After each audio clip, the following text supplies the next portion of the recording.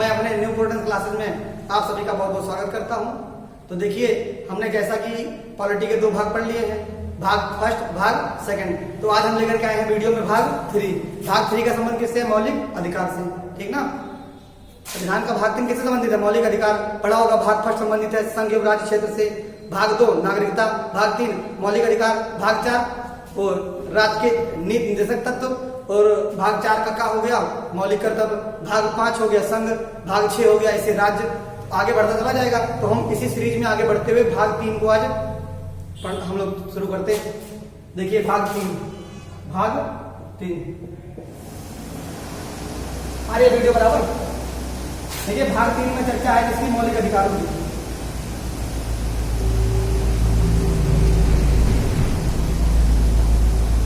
भाग 3 में किसकी चर्चा है? मौलिक अधिकारों की। तो सबसे पहला क्वेश्चन आता है, मौलिक अधिकार होता क्या है? तो ऐसा अधिकार जो हमको जन्म से मिला है, ऐसा अधिकार जो कि हमको जन्म से मिला है, उसे हम कहते हैं मौलिक अधिकार। मौलिक अधिकार, जन्म से मिलने वाले अधिकार को हम लोग मौलिक अधिकार कहते हैं। इसी का नाम नैसर्गिक अधिकार भी, इसी को नैसर्गिक अधिकार भी कहते हैं, इसी को नैसर्गिक अधिकार भी कहते हैं। दूसरा क्वेश्चन आएगा, मौलिक अधिकार हम लोगों ने किस देश से लिया? मौलिक अधिकार हम लोगों ने किस देश से लिया? तो मौलिक अधिकार हम लोगों ने यूएसए से लिया। मौलिक अधिकार हम लोगों ने यूएसए से लिया। फिर मौलिक अधिकार के बारे में आगे बात की जाए। मौलिक अधिकार पर प्रतिबंध कौन लगा सकता है? प्रतिबंध का मतलब होता है पूरी तरीके से ठप्पा लगा दिया जाए, आपका मौलिक अधिकार छीन लिया जाए। तो प्रतिबंध लगा सकता है राष्ट्रपति, प्रतिबंध लगा सकता है राष्ट्रपति, सही है। प्रतिबंध राष्ट्रपति नहीं लगाता है, प्रतिबंध लगाते हैं संसद, प्रतिबंध लगाता है संसद। अगर बोला जाए निलंबन, तो निलंबन कर सकता है राष्ट्रपति। निलंबन कौन करता है? राष्ट्रपति। निलंबन का मतलब होता है थोड़े समय के लिए आपके मौलिक अधिकारों को रोक दिया जाए, सिवाय लेकिन 20 और 21 की, 20 और 21 से। कुछ लोग मारे खुशी के मारे उत्पा हो गए, तो वो कह मूल अधिकार हमारा, तो जान लिया हमारा जीव है। तो हमारे जीव का मतलब वो कहने लगे इसको संविधान की मैग्ना कार्टा, संविधान का मैग्ना कार्टा। मैग्ना कार्टा का मतलब होता है एक ऐसी चीज जो हमको लाभ देगी, लाभ देगी। क्या देगी? लाभ, मतलब फायदा। मौलिक अधिकार जन्म से मिलता है, इसको नैसर्गिक अधिकार कहते हैं। मौलिक अधिकार को संविधान का मैग्ना कार्टा कहा जाता है। संविधान का निलंबन, मौलिक अधिकार का निलंबन राष्ट्रपति कर सकता है, और मौलिक अधिकार पर प्रतिबंध संसद लगा सकता है।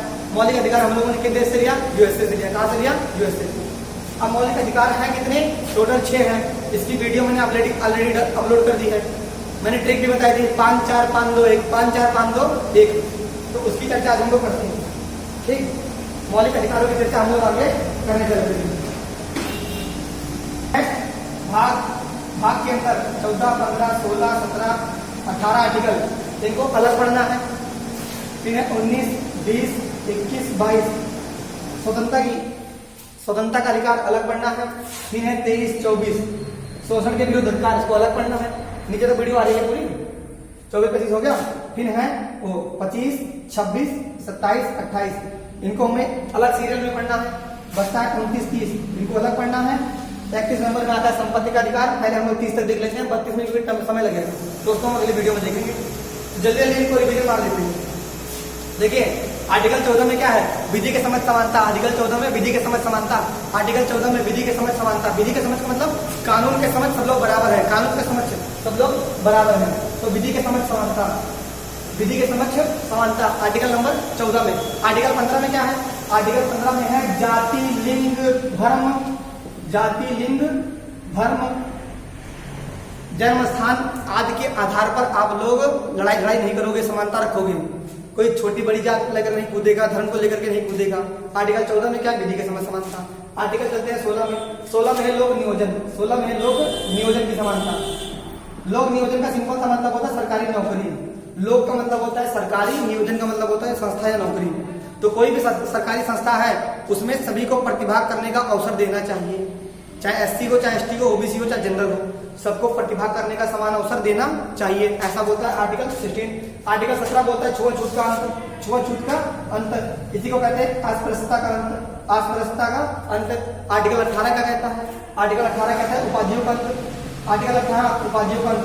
आर्टिकल 18 उपाधियों का अंत। उपाधि का मतलब आपको कोई फर्जी दूसरी उपाधि से नहीं घोराएगा, केवल आपकी वही उपाधि आपके पास होगी जो आपने शिक्षा के बलबूते पाई है, या आपको कोई पद्म पुरस्कार मिला है, या आप विदेश से पाई हुई अगर कोई भी उपाधि अपने आप को सोचते हो कि बुलवाई जाए तो आपको राष्ट्रपति की अनुमति लेनी होगी, राष्ट्रपति की अनुमति। तो 18 में उपाधियों का, 18 में उपाधियों का।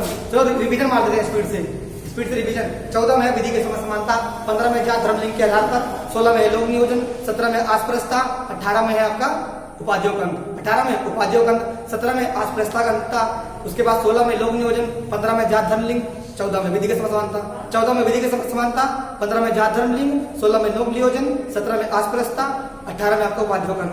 ठीक, इनको कहते हैं समानता का अधिकार। ये पांचों के पांचों को समानता का अधिकार, समानता का अधिकार। आर्टिकल 19, 20, 21 का है। आर्टिकल 19, 20, 21 स्वतंत्रता का अधिकार, स्वतंत्रता का अधिकार। ये आपको स्वतंत्रता का अधिकार देते हैं। मोटा मोटा बोला जाए, ये आपको अभिव्यक्ति का आजादी देता है, अभिव्यक्ति की आजादी। 19 में ऐसे टोटल 7 लोग हैं, 6 में हटा दिया गया, 19 के 6 जो संपत्ति का अधिकार था, तो 19 में टोटल वैसे 7 लोग हैं। मोटा मोटा इसका नाम क्या है? अभिव्यक्ति की आजादी, अभिव्यक्ति की आजादी। मैं आपको किनारे दिखा दे रहा हूँ, उसको मिटा दूंगा अभी। 19 के फर्स्ट में आपको दी जाती है अभिव्यक्ति की आजादी। अभिव्यक्ति का मतलब होता है बोलने की स्वतंत्रता, दिखाई दे रहा है ना, अभिव्यक्ति की आजादी अर्थात बोलने की स्वतंत्रता। 92 में है, 1992 में आपको सभा करने की आजादी दी गई है, आपको सभा करने की आजादी दी गई है। लेकिन ध्यान रहे, सभा करते समय आप हथियारों का प्रयोग नहीं करेंगे। 92 में सभा करने की आपको आजादी दी गई है। 1903 में है आप किसी भी संगठन को बना सकते हो, आप किसी भी संगठन को बना सकते हो, ठीक ना। आप संगठन बनाइए, अपने संगठन से चलिए।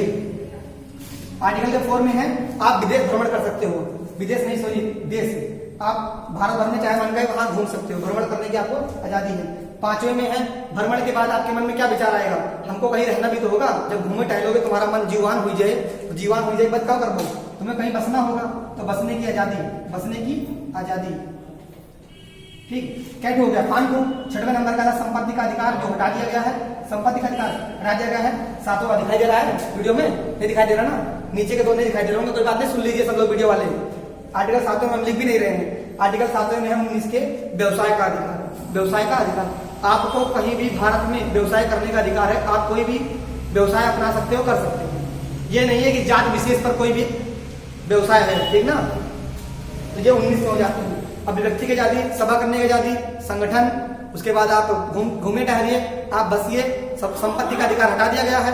उसके बाद 7वां आपको व्यवसाय का अधिकार, व्यवसाय का अधिकार। तो ये मोटा मोटा 19 खत्म होता है।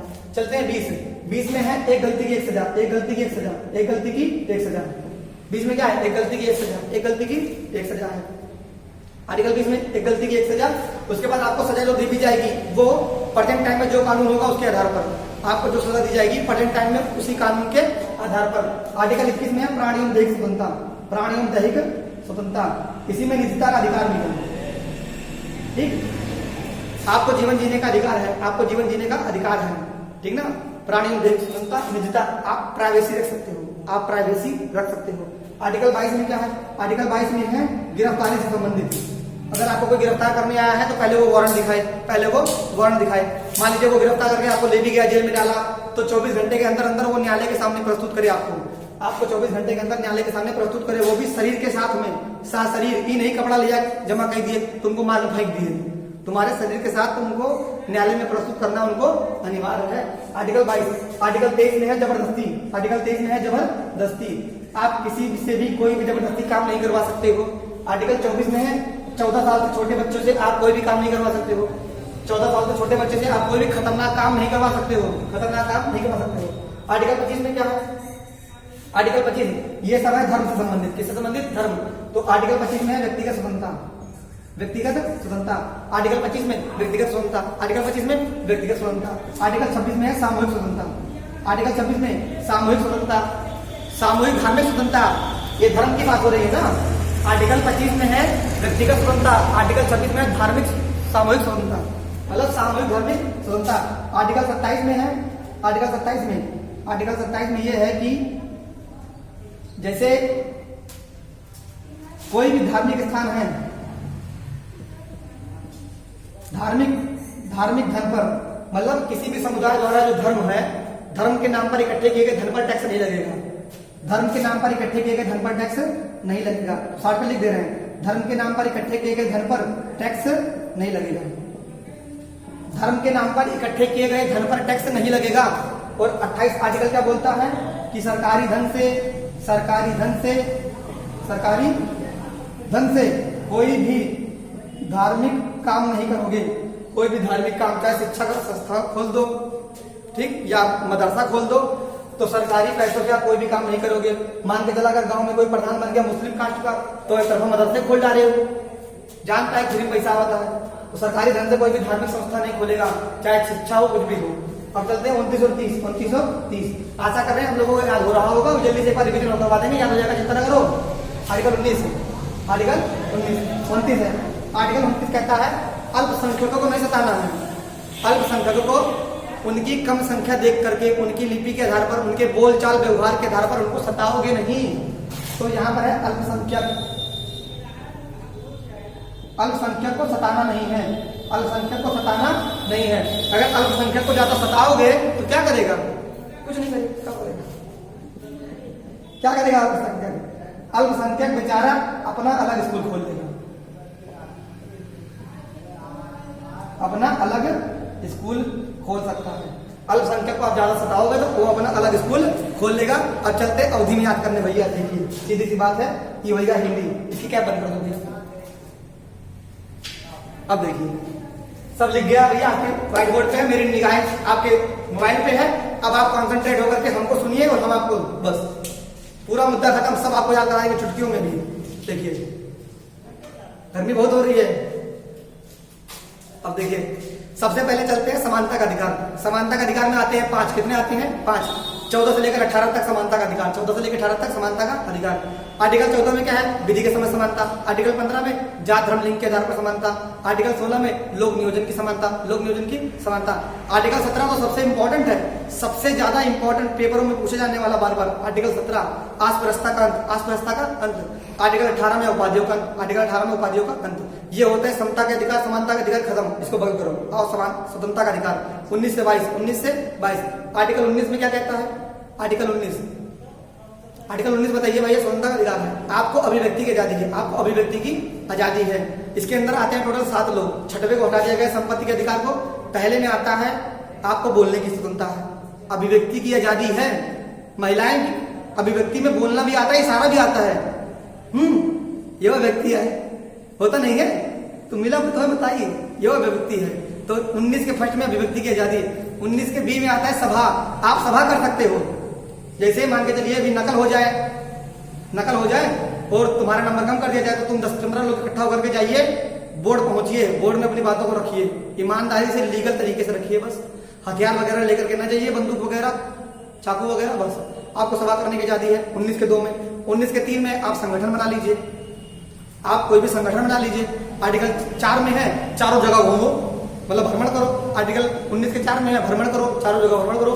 आर्टिकल के 5 में है जब घूमो टहलोगे तो मन कहेगा लाओ हिया, मन का हिया रुक जाइए, अब हिया बस जाइए, हमारे तोरे खिया तो ये अच्छा वातावरण है तो बस जाइए। 19 के 5 में है बसने की आजादी। 19 के 6 में संपत्ति का अधिकार हटा दिया गया है। 19 के 7 में व्यवसाय करने की आजादी। जब कहीं घूमो टहलोगे रहोगे तो भैया पैसों तो लागे, तो जब पैसा लागे तो कमाए पड़े, तो कमाए पड़े व्यवसाय करे पड़े। तो 19 के 7 में क्या व्यवसाय करने की मतलब आपको आजादी दी गई है। ये सब आजादियां हैं। अब चलते हैं आर्टिकल 20 में। आर्टिकल 20 में है एक गलती की एक सजा, एक गलती की एक सजा। बचपन में कहा हुआ रहा, बचपन में होता रहा, हम तो कोनो गलती कर दी, मम्मी बेलना फेंक के मार दिए, फिर ओकरे बाद कोनो मम्मी काम करते रहे उनके काम गड़बड़ाए जाए, फिर गुस्सा आ जाए, फिर बेलना फेंक के मार दिए। तो मम्मी यक्का गुस्सा कौदाएं उतारत रही। होता था कि नहीं होता था? ऐसा ही क्या होता था? विद्यालय में होता था, याद करो। विद्यालयों में आपसे कोई गलती हो जाती थी, टीचर का दिमाग आपको चढ़ जाता था। जब वे पहुंचे तब तो 2 हाथ जड़ दिए, कब तुम्हें कमरा बाहर निकाल दिया, भैया खड़ा हो जा, 2 हाथ खड़ा करके इसे करते थे नहीं करते थे टीचर। तो एक गलती की एक सजा, वो भी सजा डिपेंड करती है प्रेजेंट टाइम में क्या चल रही है। एक गलती की एक सजा। आर्टिकल 21 में है कि जो हमारा शरीरिया है एक रहे अधिकार है, एक तो छीन ना है सकत्या केहू भवा चाहे जे।